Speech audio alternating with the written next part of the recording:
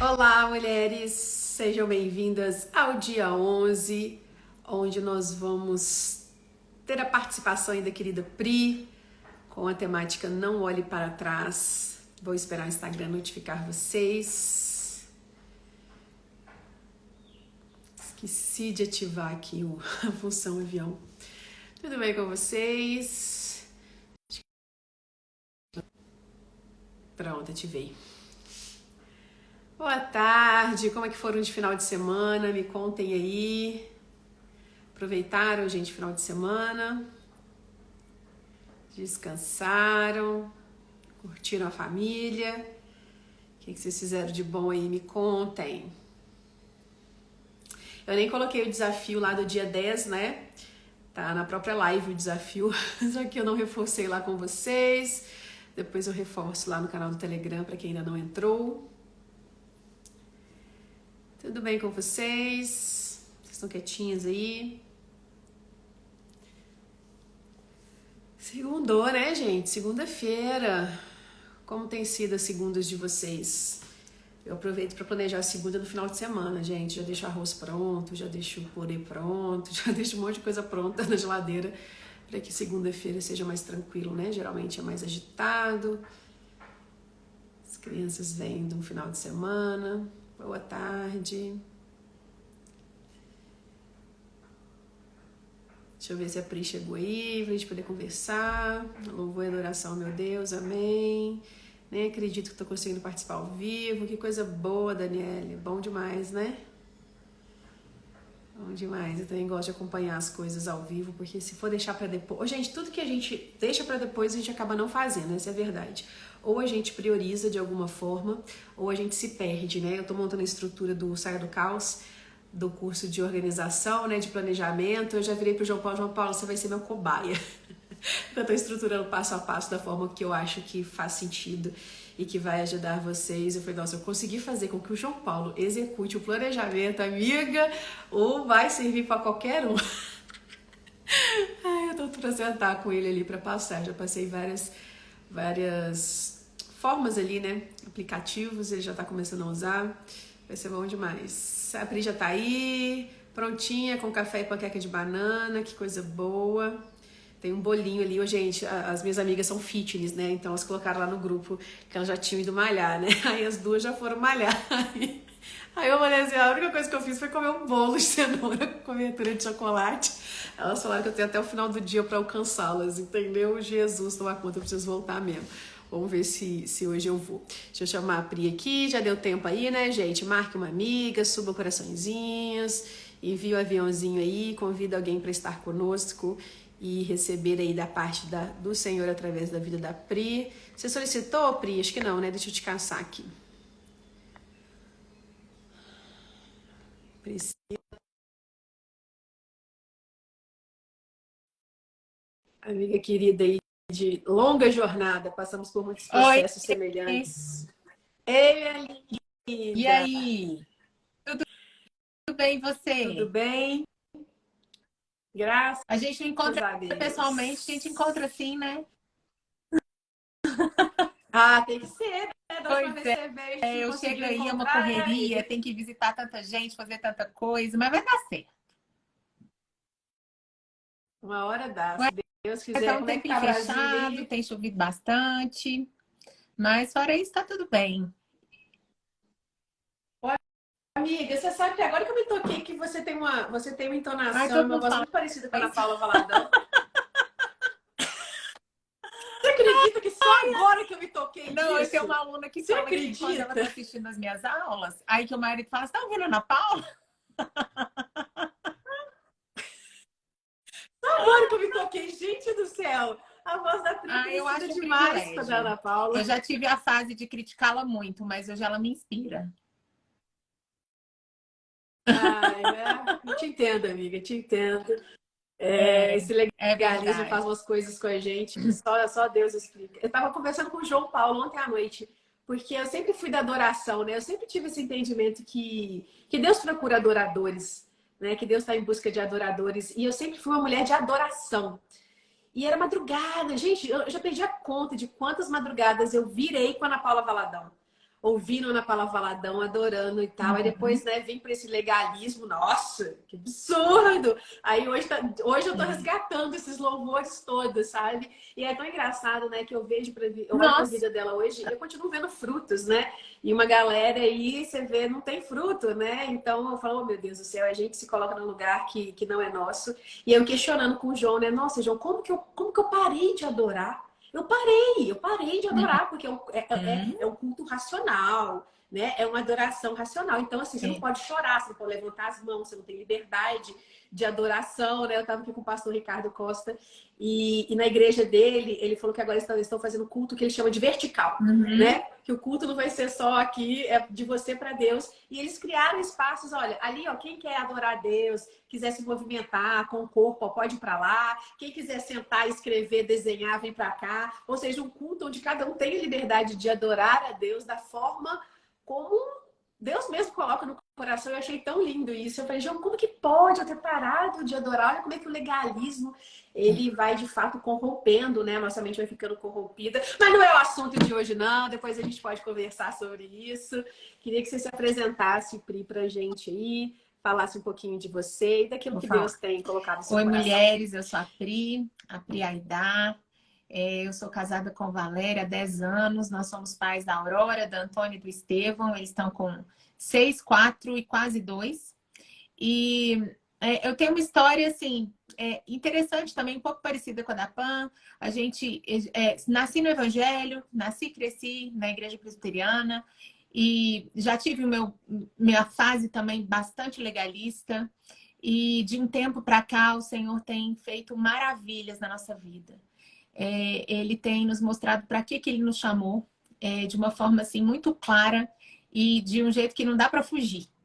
E muitas vezes a gente tenta brigar com Deus, não quero isso, eu quero tal coisa, mas Ele mostra com muita clareza aonde que Ele quer que a gente caminhe. E eu tenho visto as suas lives, eu não estava acompanhando. Aí depois que você me chamou para a live, eu falei, eu tenho que acompanhar, quero saber exatamente o que está acontecendo, como é que estão sendo as coisas. E assim, Deus falou tanto comigo, tantas vezes, assim, as lives que você fez sozinha, as que você fez com convidadas. E uma das coisas que vocês falaram, não lembro com quem que você falou sobre isso, mas sobre Deus ser realmente esse tapeceiro da nossa história. Às vezes a gente não entende por quê. E eu estudei tanto. Eu fiz faculdade de letras, eu fiz faculdade de direito, que eu abandonei no meio do caminho para continuar o curso de letras. Depois eu fui para um mestrado em literatura aí na UF, na Federal de Uberlândia. E quando eu terminei o meu mestrado, eu falei, meu Deus, o que eu fiz? Para que eu fui gastar tempo com isso? Quem que vai, assim, me contratar? Agora, para eu ter um bom emprego nessa área de literatura, eu vou ter que fazer doutorado. Eu não quero, eu tô cansada. E assim, não entendi nada, joguei tudo pro alto, coloquei aquele diploma de mestrado na gaveta e falei, seja o que Deus quiser. E foi logo que logo eu me casei, meu marido veio trabalhar em Brasília.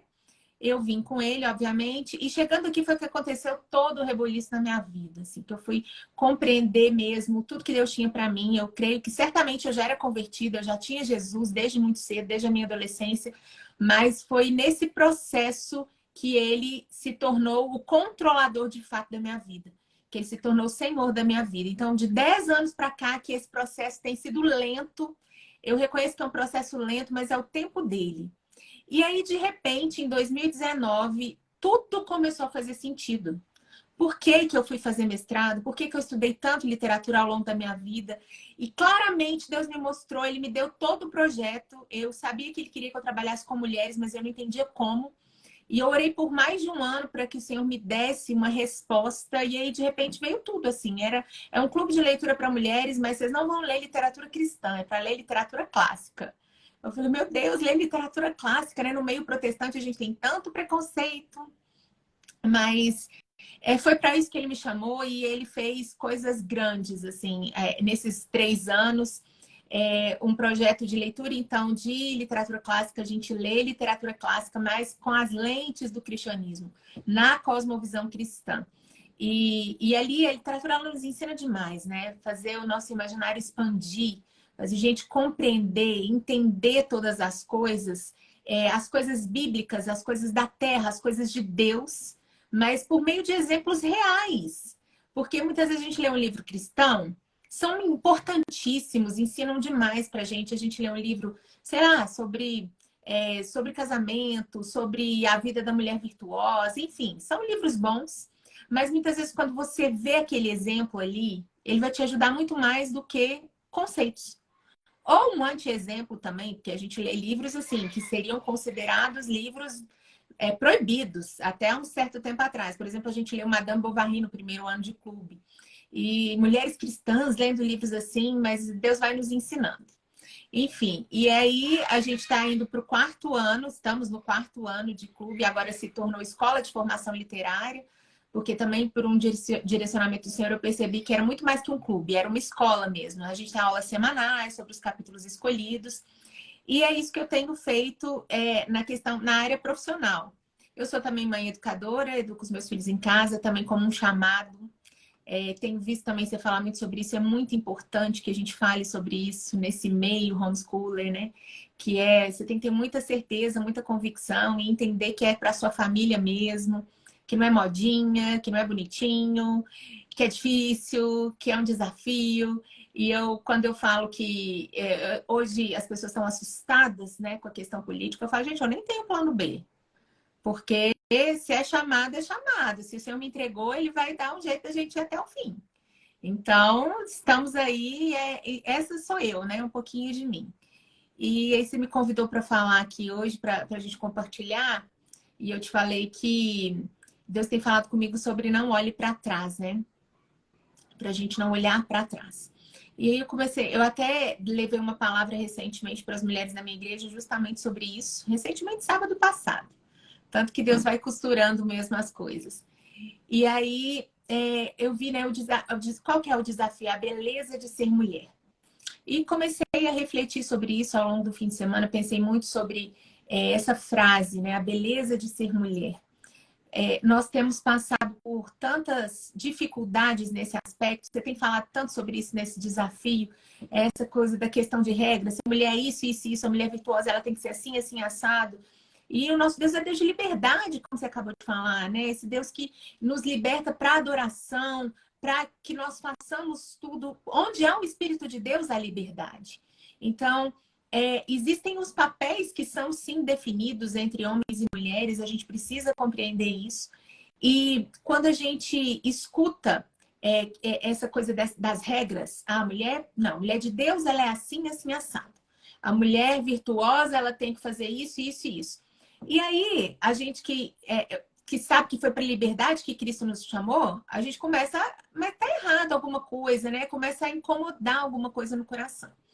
E refletindo sobre isso, a gente às vezes então rejeita de alguma forma essa beleza do feminino, essa beleza do ser mulher, porque é difícil demais. Porque é um peso grande demais, porque eu não vou dar conta, né? E aí começamos a nos comparar com os homens. E, por que que o homem não precisa disso? Por que que está tudo em cima da mulher? Por que que isso? Por que que aquilo? E eu sempre vou trazer alguns exemplos aqui da minha área, da literatura. Eu acho que é legal porque todo mundo gosta de história, né? E se você quiser me interromper, Pam, me interrompa aí, por favor, que falo demais. Não, já coloquei até no mute aqui, ó. Tô para ouvir, tô para Então, receber aqui. quando a gente fala sobre a atmosfera do lar, a atmosfera do lar, ela é dada pela mulher. Então, isso não é um peso. Isso é uma realidade que nós precisamos abraçar com alegria. Porque quando a gente... É empírico. É só você olhar. Uma casa, quando a mãe está irritada, as crianças estão irritadas, o marido fica... Às vezes ele não fica irritado, mas ele fica sem saber exatamente como agir. A atmosfera do lar, ela é toda dada pela mulher. E se a gente for ver isso só como um peso, a gente não percebe o grande privilégio que é nós sermos esse termômetro do nosso lar. Porque isso é belo, é bonito, o Senhor entregou nas nossas mãos. Então, é uma grande responsabilidade? Sim, não estou dizendo que não seja, mas é também um grande privilégio. Nós sermos essa que dá o tom do nosso lar. Como é que estamos, como é que as coisas vão caminhar na nossa casa, no nosso lar. E aí, falando eu lembrei, na hora que eu estava pensando aqui sobre o que eu falaria, tem um livro chamado Portões de Fogo, e ele conta a história da Guerra das Termópilas. a guerra que aconteceu lá na Grécia, em Esparta, na Grécia, quando Esparta foi invadida pelo exército, se não me engano, Esparta na Grécia, pelo exército persa. E aí, até aquele filme 300, que tem o Rodrigo Santoro, um filme famoso. E aí tem uma história que é contada no Portões de Fogo de uma mulher cujo marido e filho foram convocados para a guerra. Apenas ela, de todo aquele povo, apenas na casa dela, 2 homens foram convocados para a guerra. Todos os outros eram um só. Ou era o marido, ou era o filho, eram um só. E ela ficou muito brava e ela foi falar com o comandante a respeito daquilo. Por que só na casa dela apenas o marido e o filho haviam sido convocados? E aí ele diz, olha, eu não contei isso para ninguém, mas eu vou contar para você. O critério pelo qual esses homens foram escolhidos foi pelas suas mulheres. As mulheres daquela casa, daquelas casas. O tipo de mulher que vive naquela casa, que comanda aquele lar, né, no sentido de ser mulher. E na sua casa, nós achamos que você é tão virtuosa a ponto de que seja possível que 2 homens sejam levados à guerra da sua casa. Porque se nós perdermos e a nossa cidade for completamente invadida pelos persas, você é uma das mulheres tão fortes, uma das mulheres fortes que será capaz de continuar cuidando do seu lar e ajudando a cidade a se reerguer.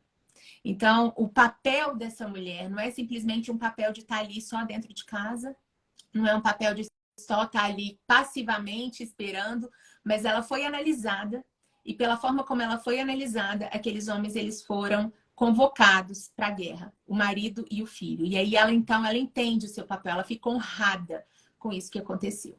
E aí eu pensando sobre isso, sobre a nossa responsabilidade, mas também o peso que isso pode se tornar se nós não estivermos em Cristo, se nós não entregarmos esse peso a Ele. Fiquei pensando sobre como no último ano, 2022, eu não sei aí perto de você, mas aqui ao meu redor eu percebi as mulheres muito tristes. Eu percebi as mulheres muito cabisbaixas, amedrontadas, preocupadas demais com o futuro, especialmente por causa das questões políticas. E muito envolvidas, assistindo muita notícia, toda hora entrando no Instagram, sei lá onde, no YouTube, no Twitter, procurando notícia, ficando cada vez mais triste, ficando cada vez mais amedrontadas, sendo dominadas pelo medo. E eu fiquei, gente, isso não tá certo. Mas, aos poucos, eu também acabei sendo contaminada por aquilo. E eu cheguei no final do ano extremamente triste, muito para baixo, com muito medo do futuro, com muito medo do que viesse a acontecer. E eu percebi que, por causa da minha atitude, a atmosfera do meu lar também não estava legal. As crianças amedrontadas também, por outras questões, a gente não deixava passar isso para elas, mas elas sentiam, obviamente, as crianças são muito sensíveis. O meu marido e eu ali com discussões bobas por causa de coisas pequenas. E eu comecei a entender que eu precisava mudar a minha atitude diante do Senhor. Mas que Deus é esse que eu sirvo? Tô aqui morrendo de medo. E eu sou uma pessoa muito nostálgica. Embora eu seja colérica, eu sou aquela colérica que sente muita saudade do passado. E eu revivo as coisas como se tivessem acontecido ontem. Eu tenho uma memória, assim, impressionante. E aí eu comecei a viver no passado. Então, uma colega que tem tudo isso, a gente chama de melancólica. Claro, brincadeira, não existia piada. Eu não sou dessas que acham que é um temperamento só, não. E aí eu muito sensível, chorona, né? Nostálgica, que chorava e pensava nas coisas. E aí comecei a ouvir música do passado, a buscar, até perguntei para minha mãe onde é que estavam as fitas VHS, porque eu queria ver, porque eu queria assistir, porque eu queria lembrar, e chorando, pensando no passado, assim, mas com aquela saudade, não uma saudade saudável, uma saudade que fazia muito mal para mim e para minha família. E aí, de repente, o Espírito Santo começou a falar ao meu coração que tá errado. Que tipo de crente você é? Que tipo de cristã é você? Que Deus é esse que você diz que crê? E no qual você diz às pessoas que precisam confiar. E aí, nos últimos dias do ano, eu me coloquei diante do Senhor, eu fiz alguns jejuns longos, prolongados, e coloquei diante do Senhor. Eu falei, o meu tema para 2023 é confiança. Eu preciso confiar, verdadeiramente no Deus a quem eu sirvo. E coloquei um versículo de confiança e agora vamos em frente. E foi assim, foi curador, foi realmente uma coisa que o Senhor veio na minha vida e arrancou toda a tristeza, arrancou toda a depressão, todo o medo, toda a angústia. E ali ele começou a trabalhar comigo sobre essa questão de olhar para trás, olharmos para trás, porque eu estava olhando para trás. Mas muitas vezes a gente olha para trás e a gente olha para trás de duas formas diferentes. A forma diferente de olhar para trás. A gente pode olhar dessa forma melancólica, saudosista e nostálgica, como que estava acontecendo comigo. Mas a gente também pode olhar de uma forma amarga. A gente olha para o passado, olha para trás e não consegue abandonar esse passado porque ele é triste demais. E aí a gente se vitimiza e continua vivendo lá porque a gente não consegue largar. A gente não consegue deixar ir tudo aquilo que a gente viveu. E aí o Senhor me trouxe duas personagens bíblicas que podem ilustrar muito bem isso que tem acontecido. E eu vi também aí nas lives como o Senhor tem trazido mulheres da Bíblia, né? Para falar a nós esses dias. Eu vi que você falou de Abigail, você falou de Ruth, falou de Maria. E a Ju falou sobre a mulher samaritana, aquela live foi assim, marcante. Vi a live com a Alana também, achei maravilhosa. Ela trouxe também várias mulheres. E aí foram também outras duas mulheres da Bíblia que o Senhor trouxe ao meu coração para falar sobre essa questão do passado. E a primeira delas é a mulher de Ló. A mulher de Ló, ela olha com saudades para o passado. E a gente tem aqui no imaginário uma coisa que às vezes até é muito infantil. A gente pensa que ela olhou para trás e virou uma estátua de sal. Igualzinho na musiquinha, né? Olhou para trás e deu uma mulher de Ló. E não foi assim. Ela voltou para trás. Ela quis voltar para Sodoma e Gomorra. Ela quis realmente ir de volta àquele lugar. Ela ficou desesperada quando viu que tudo aquilo que ela amava, e ela só voltou para trás porque ela amava de fato aquele lugar, ela amava a vida que ela levava ali. Quando ela volta para trás, talvez num desespero de querer salvar as coisas dela, talvez de querer salvar ali os seus pertences, salvar seus objetos, ou a saudade mesmo daquilo que ela viveu naquele lugar. Então ela volta.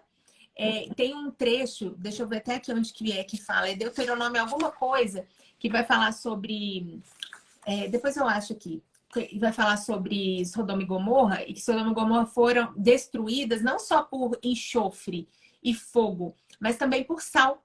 Sal também caiu naquele lugar. Então, o que aconteceu não foi que ela simplesmente virou uma estátua, uma coisa ali sobrenatural do nada. Ela foi atingida por aqueles elementos químicos e aquilo fez com que ela ficasse paralisada e tornou-se, então, essa estátua de sal. E aí, o que o Espírito Santo começou a trabalhar no meu coração, não ser como a mulher de Ló. Porque sentir saudade, ainda que não seja um passado pecaminoso, como muito provavelmente, não sei se muito provavelmente, mas poderia ser o caso dela, porque Sodoma e Gomorra, nós sabemos o que significa aquele lugar, o que significa aquela cidade.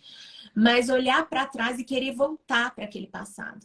Né? E se tivesse uma máquina do tempo, eu entrava e ia mesmo. Porque o passado era muito melhor e a gente idealiza. Porque muitas vezes, se você vai olhar racionalmente, não era tão bom assim. Mas poderia ter sido bom, mas foi aquele tempo, aquele momento. E o Senhor, Ele me colocou aqui em 2023. Ele me fez ser uma mulher, mãe de família, aqui, nesse tempo. É nesse momento, foi para esse tempo que Ele fez com que eu nascesse, para que eu vivesse, para que eu fizesse diferença e cumprisse o meu chamado e cumprisse o meu propósito. Não é mais para o passado, né? Lá para os anos 90, quando eu era adolescente, e era tudo tão bom, era tudo tão... Claro, né? Não tinha responsabilidade, ué. Não tinha filho para cuidar, não tinha marido, não tinha trabalho, era tudo pelos meus pais. Então, voltar para trás, como a mulher de Ló, pode nos trazer consequências graves, como aconteceu com ela. Né? Ficar paralisado ali no passado, paralisado naquele tempo que, e até eu escrevi um texto para o meu Instagram, eu falei, eu sempre sou muito verdadeira no Instagram.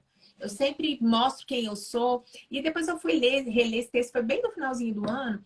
E aí eu tava meio que me justificando ali no texto, contando como é que eu tava sobre essa nostalgia. E aí eu falava assim, não é tristeza, não é Não é tristeza, não, é só saudade.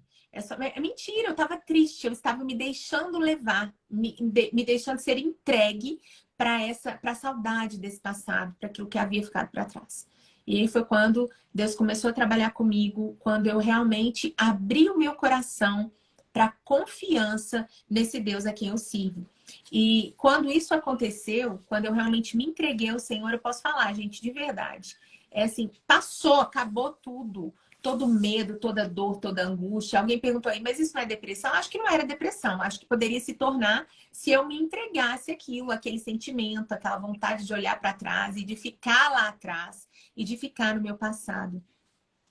E aí a gente pode trazer essa reflexão para nós hoje, né? O que que te faz querer voltar para trás?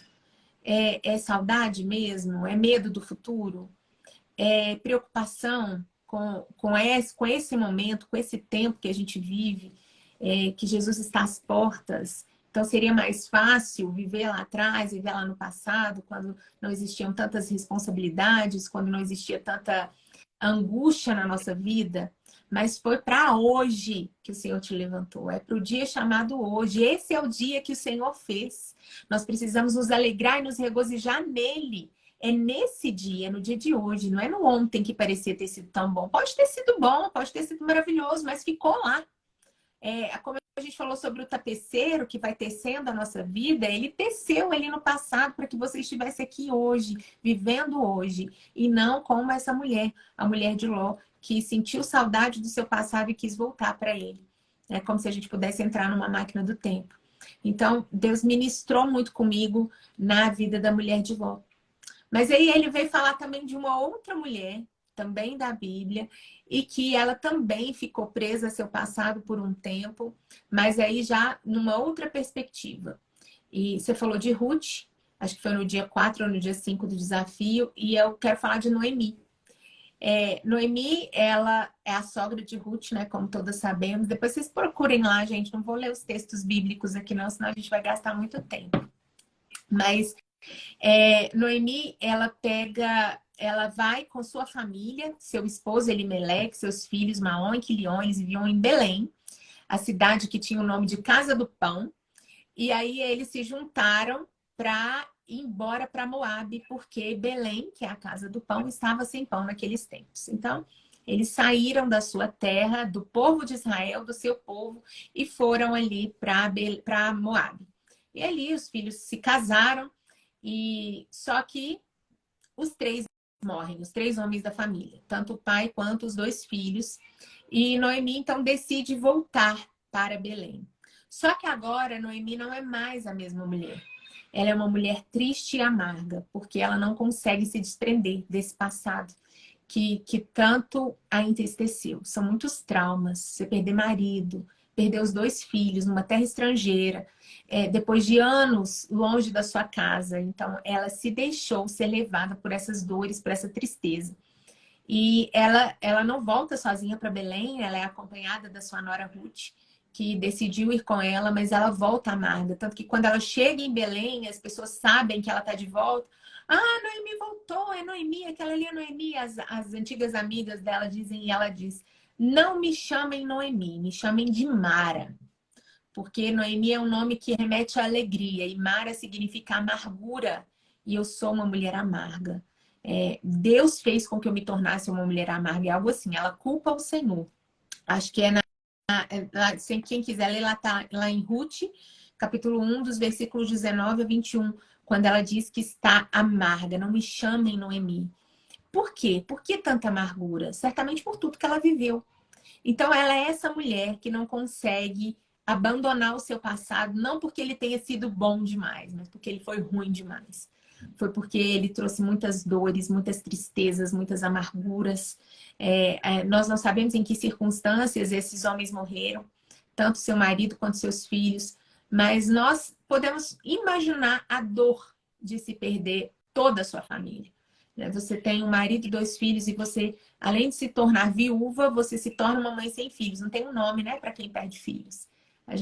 Quem perde os pais é órfão, quem perde o cônjuge é viúvo, quem perde os filhos não existe um nome, pelo menos não na língua portuguesa. Mas ela se torna essa mulher solitária. e ela não consegue abandonar a dor. E Ruth vem com ela para Belém, volta com ela para Belém. Ruth conhece o Senhor dela, e eu acredito que essa escolha de Ruth por voltar com Noemi para Belém, ela tenha sido motivada pelo testemunho de Noemi, porque ela devia ser uma sogra muito boa e uma sogra que refletia a luz do seu Senhor, do Senhor a quem ela servia. Mas nesse momento, Noemi não consegue abandonar o seu passado. E embora ela volte para Belém com a sua nora, e ela volte para Belém, sabendo que é para lá que ela tem que voltar, porque agora ela não tem mais nada, ela não tem mais ninguém, a fome acabou, por que ela ficaria em Moab? Ela volta para Belém, mas ainda ela volta amarga. E ela orienta a Ruth ali, tudo que Ruth precisa fazer. Achei fantástica a sua live quando você fala, né, que Ruth, o que ela fez? Ela seduziu Boaz, né? Uma sedução, não a sedução da mulher de Provérbios 2, mas aquela sedução que era para acontecer de fato, né? Da feminilidade, agindo como mulher que ela era. E ela foi orientada por essa sogra. Mas essa sogra que continuava amarga, que continuava presa em seu passado. O foco do livro de Ruth é Ruth, mas a gente consegue pescar ali coisas sobre Noemi. E ela estava realmente nessa tristeza profunda, muito provavelmente também por não ter descendência, né? Seus filhos morreram sem ter filhos. Então, se ela morresse, tudo ia terminar ali. E isso era muito triste para o povo judeu. E ela, de repente, ela volta. E quando ela volta, as coisas começam a acontecer. E o interessante de Noemi é que ela não fica nesse lugar da amargura. Quando acontece o resgate por meio de Boaz, quando ele aceita ser o resgatador delas, quando o problema com o outro resgatador é resolvido e ele realmente adota, ele realmente cuida de Ruth, juntamente com ela, de Noemi. E no final do livro nós temos outra Noemi, quando ela segura Obed nos braços, que vai se tornar o avô do rei Davi, e depois dela virá a descendência do nosso Senhor. Quando ela segura Obed nos braços, ela diz, então, que agora ela é bem-aventurada, que de novo o Senhor olhou para ela. Então, diferentemente da mulher de Ló, que sofreu todas as consequências por querer voltar para o seu passado, Noemi deixou-se ser curada. Ela permitiu-se sair desse lugar de amargura, deixou de ser Mara e voltou a ser Noemi, porque ela olhou para o seu Senhor e viu que ele olhava para ela, que ele jamais a tinha abandonado. E ela permitiu-se, então, sair daquele lugar. Então, esse não olhe para trás, ele pode ser dessas duas formas. Ou você olha para trás com muita saudade do seu passado, ou você olha para trás não porque você sente saudade. Você quer até se livrar do seu passado, mas muitas vezes você não consegue. Porque ele te prende de uma forma tão grande. E aí a gente vai falar sobre aquele assunto que é tão clichê, mas que é tão real no nosso meio, que é a falta de perdão. Quantas vezes a gente se torna presa ao passado justamente porque não consegue largar, deixar ir alguém que te magoou, deixar ir alguém que te fez mal. Porque na nossa vida a gente vai passar o tempo todo por isso. Nós vamos ter que perdoar e ser perdoadas. Nós vamos ter que pedir perdão e entregar perdão e perdoar. Isso faz parte desse mundo caído. E às vezes o que nos prende no passado é a falta de perdão. Talvez Noemi não tivesse perdoado o Senhor claro que isso é uma forma de falar, mas por ter permitido que seu marido e seus filhos morressem e a deixassem só. E aí eu me lembro também de um personagem da literatura que é Hamlet, de Shakespeare. Vou contar aqui para vocês, meninas, uma historinha rapidinho sobre Hamlet. Hamlet, ele é aquele do ser ou não ser, eis a questão, que fica com a caveira na mão. A gente leu já ele lá na Escola de Formação Literária. E o Hamlet, ele tem o trono usurpado pelo tio, que matou o pai para ficar com o trono. E ele é muito jovem, ele não tem muita certeza de que realmente foi esse tio, e ele não quer agir trocando os pés pelas mãos, agir com falta de sabedoria, mas ele tem um momento em que ele tem assim, a oportunidade de matar esse tio. E é o momento em que o tio ele passa e vê o tio de costas, e ele fala, agora é só pegar a espada e dar aqui nele, acabou, morreu. Só que o tio tá rezando, tá fazendo uma oração nesse momento. E aí eles criam que não, se a pessoa tá rezando, ela vai direto pro céu, porque ela tá falando com Deus, ela tá ali em contato com Deus, talvez ele esteja arrependido, sei lá. Não vou matar. Porque se eu mato agora, ele vai direto para o céu. E a minha vingança é uma vingança real. Eu quero que ele morra e vá direto para o inferno. Se eu matar aqui agora, ele vai para o céu. Então, é para demonstrar que realmente, quando o nosso coração ele não liberou perdão ainda, você vai ficar preso e não vai conseguir agir de forma nenhuma. Então, a vingança, ela é tão forte que ela só pode acontecer se eu tiver certeza de que o meu inimigo, ele vai para o inferno. Se ele estiver rezando, eu não posso, se estiver rezando, orando, se estiver falando com Deus, então a vingança não vale. Muitas vezes a gente é assim. A gente quer que alguém que nos fez mal, ele pague de uma forma tão cruel, que qualquer coisa não serve. E quem está perdendo é só a gente. Não é aquele que nos magoou. A gente é que fica preso no passado por causa disso. Então, desde 2 semanas atrás, Deus tem falado muito comigo a esse respeito. E aí a gente vai finalmente para aquele texto lá de Filipenses, que é clássico, né? Deixando para as coisas que para trás ficam, prossigamos para o alvo, para o prêmio da soberana vocação em Cristo Jesus. Então, a gente foi chamado para caminhar para frente. Nós fomos chamados para caminhar olhando para o nosso alvo. O nosso alvo é Jesus. O nosso alvo é ser como Ele. Olhar para trás, obviamente, olhar para trás em alguns momentos é importante, mas de uma forma saudável. O próprio Deus faz isso ao longo de toda a Escritura, quando Ele nos lembra, quando Ele lembra ao povo de Israel tudo que Ele fez por eles. A gente vai ver isso muito nos Salmos. Tem o discurso de Estevão, antes de ele ser apedrejado, ele se lembra de toda a história do povo de Israel, de tudo que Deus fez para aquele povo, como uma lembrança boa, como algo que vai nos trazer esperança, mas simplesmente isso. Não viver no passado, não olhando para trás, porque o passado era bom demais, ou porque o passado era ruim demais, mas olhando para frente, olhando para o alvo, né, para o nosso prêmio da soberana vocação. A nossa vocação geral é que nós sejamos como Jesus. Ele é o nosso grande exemplo. É para ele que a gente tem que olhar. Ele é o nosso alvo. Nosso alvo é ir caminhar, né, em santidade até que seja dia perfeito. Porque a vereda do justo é como a luz da aurora, que vai brilhando mais e mais até ser dia perfeito. Então, isso quer dizer que é caminhar. É caminhar, e caminhar é para frente, não é de ré. Não é andando para trás, é andando para frente. Por melhor que tenha sido o nosso passado, ou por pior que tenha sido o nosso passado, lá não é o nosso lugar. É isso que eu tinha para compartilhar com vocês.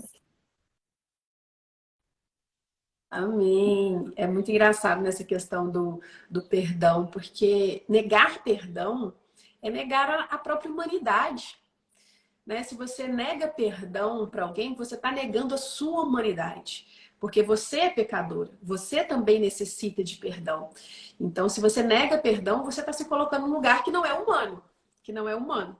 E isso vai trazendo mesmo essa amargura, essa desconexão, né? São pessoas extremamente pesadas, são pessoas... Por quê? Porque elas estão negando a própria humanidade que Deus nos deu.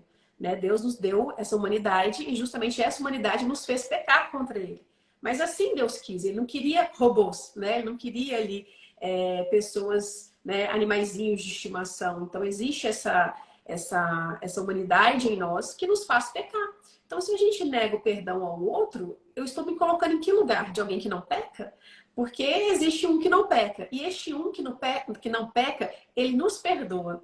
Mas ele nos perdoa a partir de uma medida. Tem gente que acha que Deus perdoa todo pecado, né? É só você pedir perdão para Deus que ele te perdoa. Não é isso que a palavra de Deus fala. A palavra de Deus fala que ele perdoa os nossos pecados assim como nós perdoamos quem nos tem ofendido. Né? Tá lá no Pai Nosso. Então, essa pessoa que não perdoa, ela também não está sendo perdoada por Deus. Então, por isso que no coração dela nunca vai habitar uma alegria verdadeira. Porque a nossa alegria, ela é fruto justamente desse perdão que a gente recebe. Né? Então, se você não perdoa, você não está sendo perdoada. E se você não está sendo perdoada, não tem como você viver na alegria do Senhor. Né? Não tem como você, de fato, viver a paz que é do Senhor, que excede o entendimento, que excede aquilo que a gente sofreu. Então, é muito sério, né, essa questão. E é muito comum a gente ouvir as pessoas falarem: eu não consigo perdoar, né? Não tem como eu perdoar. E aí eu falo: então, essa pessoa que não não foi com experimentou ainda o amor você. de Deus. Alguém assim que viveu algo muito terrível, uma traição muito grave, porque não foi com você, porque não foi com, independentemente com quem tenha Uhum. sido e da forma como tenha acontecido, como tenha. O único que não merecia, gente, deixa eu te contar, o único que não merecia era Jesus. Né? Que às vezes a É, gente fala assim, ah, eu não merecia, eu não merecia. Ô, gente, nós merecemos o inferno, é isso que nós merecemos. E Deus não nos dá aquilo que a gente merece. Eu sempre falo, olha, o meu pastor Giovanna de Belo Horizonte, ele tinha muito essa resposta, né? Que às vezes as pessoas perguntam para você, tá tudo bem? E às vezes não tá tudo bem. Né? Só que é aquela pergunta que é corriqueira, a pessoa não quer saber da tua vida, é só aquela pergunta, oi, tudo bem? E aí ele ficava nesse conflito, né? aham, Ah, e se eu falar que tá tudo bem, eu tô mentindo. Só que se eu falar que não tá tudo bem, também a pessoa não quer saber e também não tem o tempo para explicar, né? E a gente acaba respondendo, não, tá tudo bem. E aí ele pegou uma resposta que eu sempre dou também, né? Quando a pessoa pergunta, tá tudo bem, olha, tá melhor do que eu mereço. E aí, às vezes, a pessoa pensa assim, nossa, ela tá nadando no azeite, né? Não tem problema. Tá... Não, é porque eu mereci o inferno, filha. Eu mereci o inferno. Então tá melhor do que eu mereço, porque é isso que a gente merece, né? Então é uma falta de compreensão de quem nós sempre também somos é melhor do também, que a né, gente querida? merece, né? A gente precisa compreender, né, que nós estamos aqui, que nós somos pecadoras, que nós também necessitamos do perdão, não só do perdão de Deus, mas do perdão das outras pessoas. E se a gente está num lugar que a gente acha que não, eu não faço nada de errado para ninguém, né? Então, amiga, por que que não tem uma carruagem de fogo trasladando para os céus, né? Se você é É, tão santa, né? justamente, a gente tem, se tem tão em alta conta, né? Assim, a gente, em geral, à medida que a gente vai caminhando, a gente vai se tornando como a luz da aurora, devagar e sempre, até a gente chegar na medida perfeita da santidade, que é só na eternidade, que é só no céu.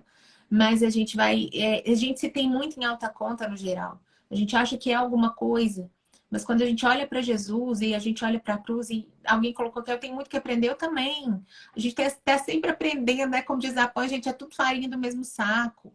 É todo dia aprendendo e caindo e levantando. E vi você comentando também, ah, gente, esse pecado que eu pensei que eu já estava livre, que eu nunca mais ia cometer, e de repente você cai naquilo. E ele nos perdoa. Desde que nós, como você disse, né? Desde que nós perdoemos também aqueles que nos têm ofendido, as dívidas. E essa falta de perdão, ela realmente vai nos fazer presas ao passado, como eu disse. Porque você não vai conseguir caminhar. Você vai estar sempre voltando naquele lugar que alguém te machucou, que aquele alguém te ofendeu, que aquele alguém fez isso, fez aquilo outro. E ali aquilo te prende ao passado e vai te impedir realmente de prosseguir para o seu alvo, que é Cristo. Sei que fez letras aí, que tem um clube de literatura. Fala um pouquinho para nós sobre a questão do eixo narrativo, né? A gente precisa entender que toda história tem um eixo narrativo, que é um lugar ali a partir do qual você vai contar a sua história. E muitas vezes não tem como a gente escolher o que a gente viveu. Se a gente pudesse escolher, é óbvio que ninguém aqui é masoquista, a gente ia tirar todas as dores, todos os sofrimentos, mas isso faz parte da vida. Muitas condições não são impostas, né? Às vezes, desde muito novinha, na família que a gente nasce, a gente vai passar por muitas situações, né?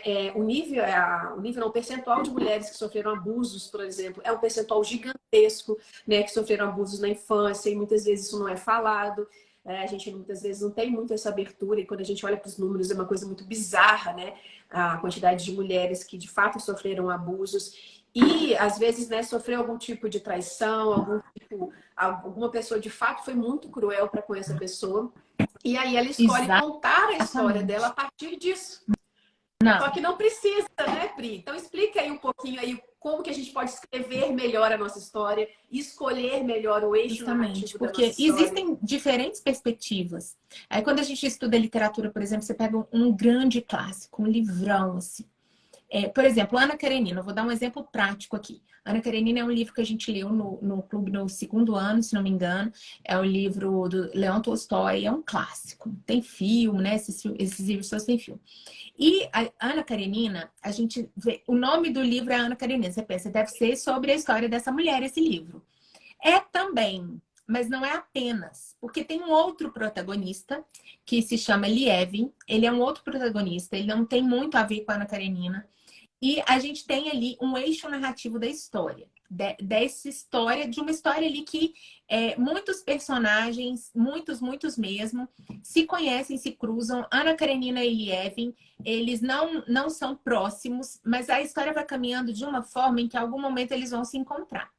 Eles não vão ter um relacionamento assim, nem próximo, eles vão se tornar talvez cunhados, algo assim, ou ele é melhor amigo do irmão dela, algo assim, mas eles são personagens diferentes. Só que um grande autor, e aí a gente pode dizer que o nosso Deus é o grande autor, o maior de todos, de toda a história, ele faz com que esses personagens se encontrem em algum momento e que nós, como leitores, nós sejamos capazes de compreender o que um tem a ver com o outro.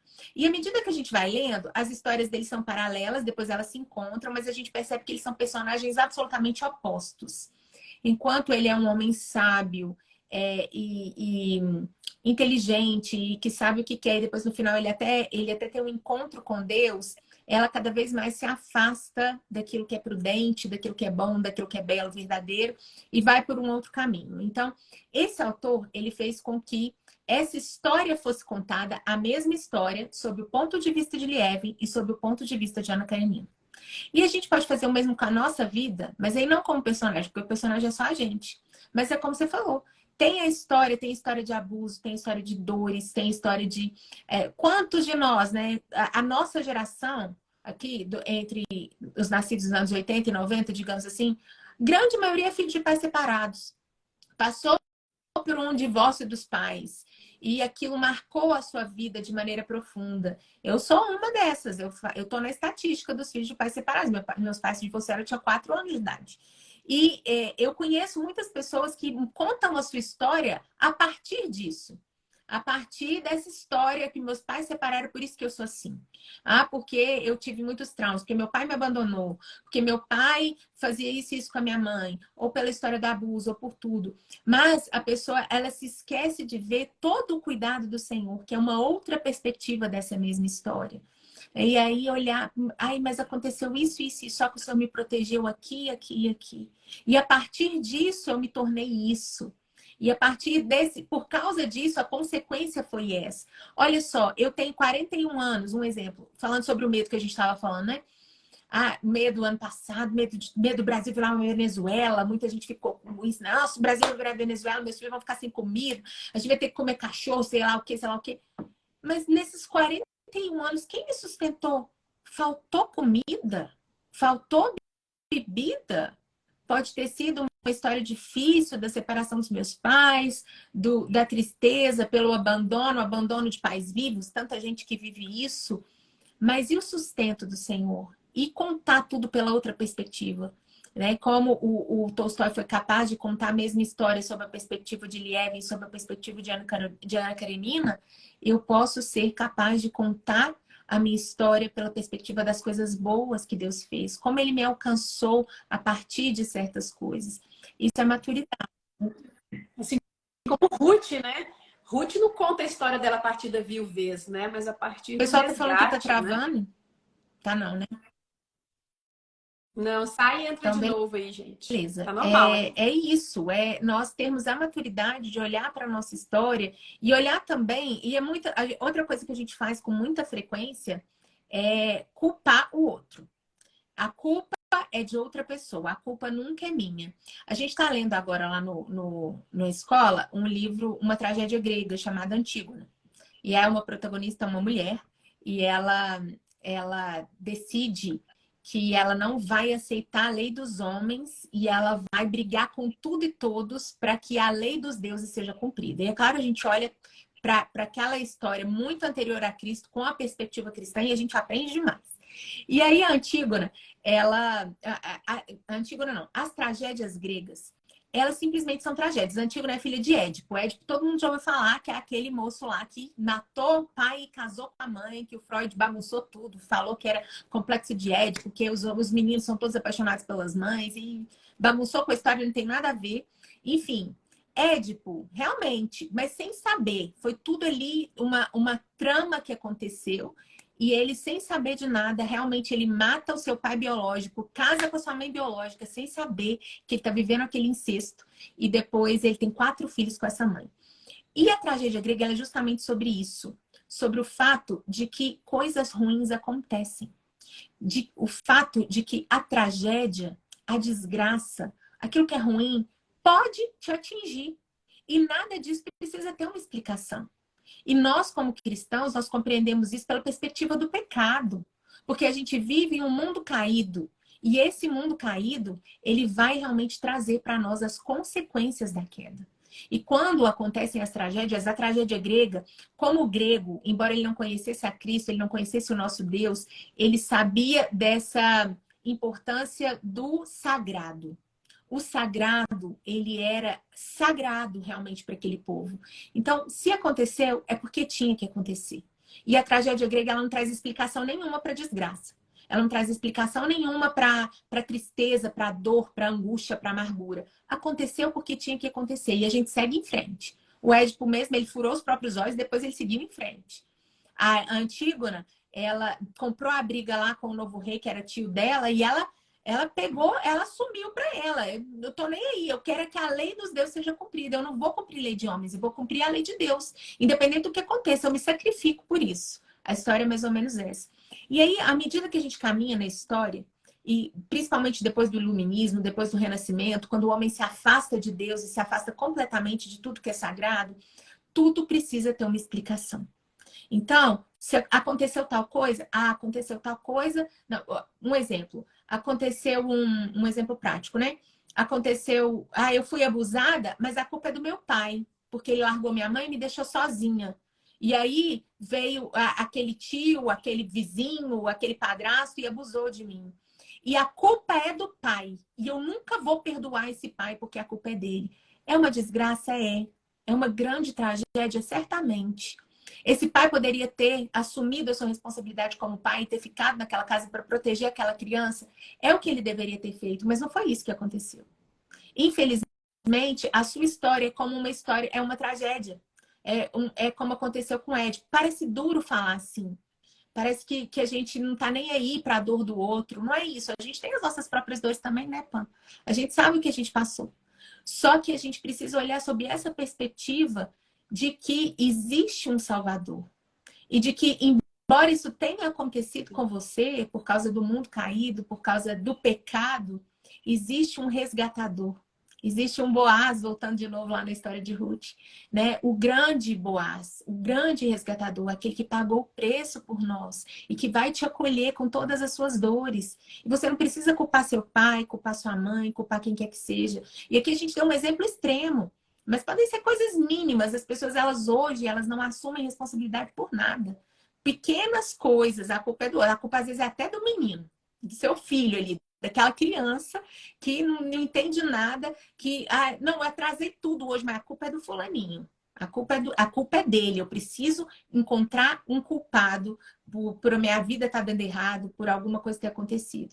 E quando a gente escolhe contar nossa história pela perspectiva correta, colocando a responsabilidade sobre nós mesmos, como que a gente cresce? Como que tudo melhora? Não no sentido que vai ser tudo lindo, mil maravilhas, mas melhora a nossa maneira de viver, a nossa maneira de encarar as tragédias, a nossa maneira de encarar as dores, de encarar as desgraças, de olhar para o nosso passado, não querendo ficar lá porque foi triste, nem querendo ficar lá porque foi bom demais, mas entendendo que o que aconteceu tinha que acontecer. Tinha que acontecer. E que aquele que tece a nossa história, ele continua no controle. Por isso que é um novo nascimento, né, Pri?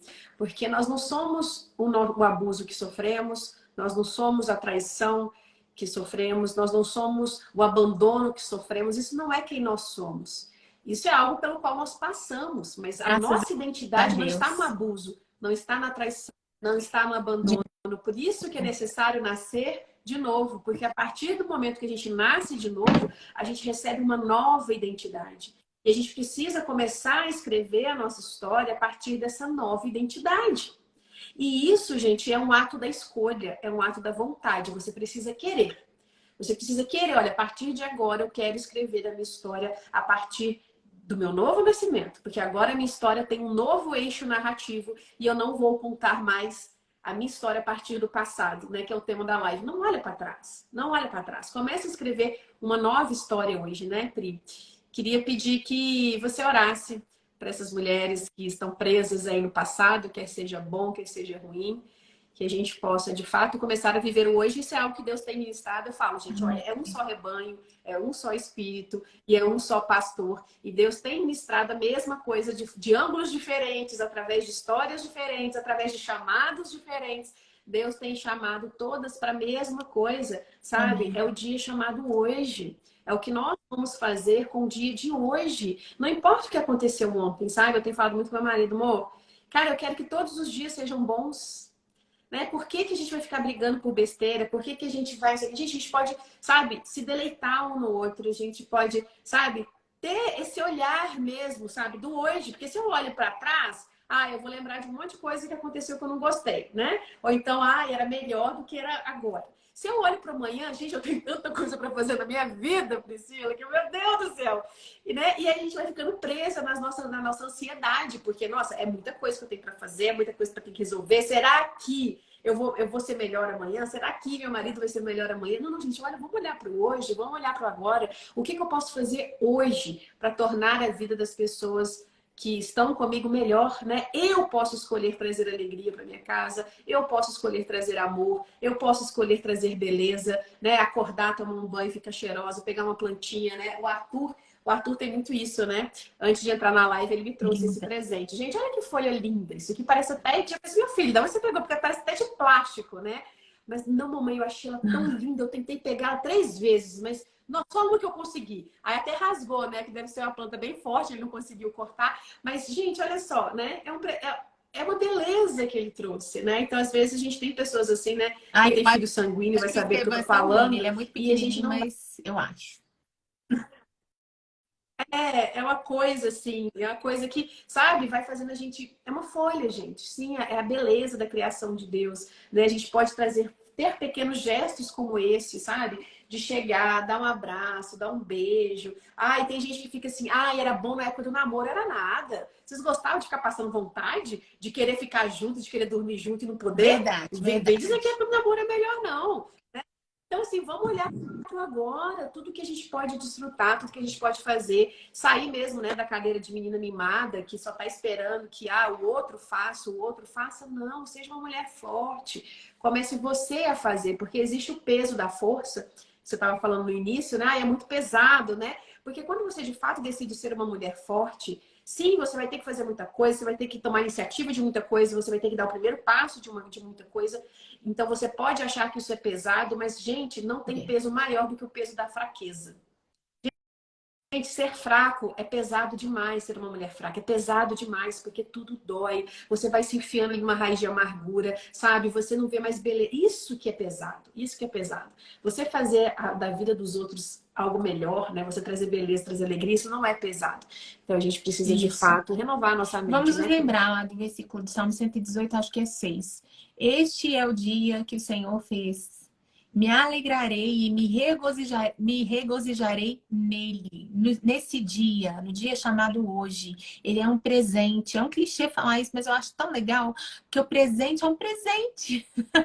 É ele que está aqui, é ele que está aqui na nossa frente. Não é o que passou, não é o que virá a gente não sabe, mas é esse dia, o dia de hoje. Que o Senhor nos abençoe. Vamos orar. Senhor, nós te louvamos, Pai, por essa tarde. Te agradecemos por essas mais de 300 mulheres que passaram por aqui, essas pessoas que estiveram aqui. Agradeço, Senhor, pela vida da Pan. Obrigada, Senhor, por tudo que o Senhor tem feito por meio da vida dela. Quantas mulheres, ó Deus, têm sido alcançadas pela Tua palavra, têm sido alcançadas pela liberdade que há em Cristo, pela fé no Senhor Jesus através da vida dela. Te agradeço por ela. Peço ao Senhor que continue abençoando a ela, a vida do João, a vida das crianças. Para que por onde eles passarem, a luz de Jesus brilhe, a luz de Jesus resplandeça, como tem sido até aqui nas vidas deles. Pai, eu peço ao Senhor que nos ajude a não olhar para trás. Que a tentação, Senhor, de querer voltar para Sodoma e Gomorra, aquele lugar que parecia ser tão bom, Pai, que essa tentação ela realmente nos deixe. Que a tentação também de nos tornarmos mulheres amargas, como durante um período foi Noemi, que isso também não nos alcance. Que nós entendamos, Senhor, a importância do hoje. A importância, ó Deus, de vivermos esse presente que o Senhor nos entregou.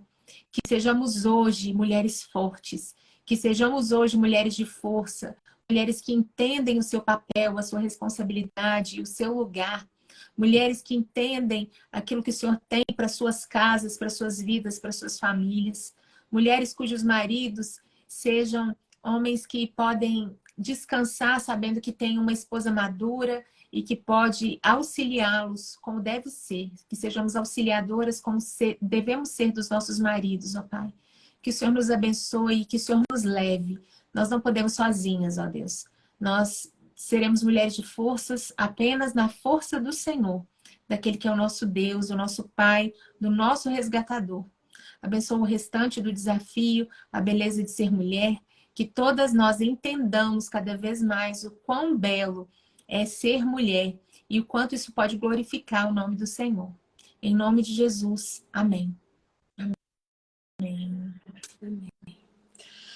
Amém, amém. Acho que alguém falou Amém. aí que eu tô 8 dias sem conversar com meu marido porque eu não consigo perdoar. Amém. Rejeita isso na sua vida, né? Não tem uma dura serviço, porque quando a gente fala, olha, eu não consigo perdoar, a gente chama dura serviço. E deixa eu te falar, toda dura serviço vai ser quebrada. Se a gente se deixar quebrar hoje, há restauração. Mas vai haver um tempo em que a nossa dura serviço vai ser quebrada e não mais vai ser restaurada. Então, por isso a gente precisa procurar o Senhor enquanto é tempo. Então, ao invés de você falar que não consegue perdoar, vai você e peça perdão. Porque Deus fala que aqueles que se humilham serão exaltados. Então, se humilhe, sabe, gente? A gente precisa entender que isso é um ato que é contrário, de fato, à nossa vontade. Ninguém quer se humilhar, ninguém quer pedir perdão quando tá certo. Mas quando você entende que Deus se alegra com isso, né? Você vai e faz. Então, engole a soberba, engole o orgulho e vá você. Não só perdoe, como peça perdão também, porque pode ter certeza que você também fere o seu marido. Né? Você pode estar se sentindo muito ferida. E quando a gente está ferida, a gente consegue ser cruel num nível, não sei se vocês são assim. Mas mulher ferida, misericórdia. A gente fala tanta coisa. Eu tenho certeza que nessa sua dor você já deve ter ferido tanto o seu marido, a ponto de você dizer, não consigo perdoar. Ou seja, isso já é um meio de ferir o outro também. Então vai lá, amiga, vai lá, se quebranta, porque Deus, ele não rejeita um coração contrito, né? Beijo, Pri, obrigada por ser luz. E volta para Uberlândia aí, mas volta não, com a agenda, né, amiga? Alguém volta falou assim, você encontrou o capa? Eu falei, não, ela não pode. Eu falei, gente, eu que não pude. Não deu não casou, mas vai dar, se não Deus casou. quiser, eu te aviso com antecedência, tá, amiga? Vai dar. Obrigada. Tá, inclusive a gente tá num desafio, Pri. Lendo Antígona tá de graça, gente. Aproveita lá, dá tempo, é um livro curtinho. Então a gente já teve 2 aulas, vai ter mais 2, mas dá tempo de alcançar. É só ir lá no link lá na minha bio e se inscrever. Vai ser uma alegria ter vocês lá comigo. Se inscrevam aí, gente. Vai ser Um beijo. Obrigada. Beijo, gente. Fica com Obrigada. Deus. Deus abençoe. Deus te recompense. Tchau, tchau.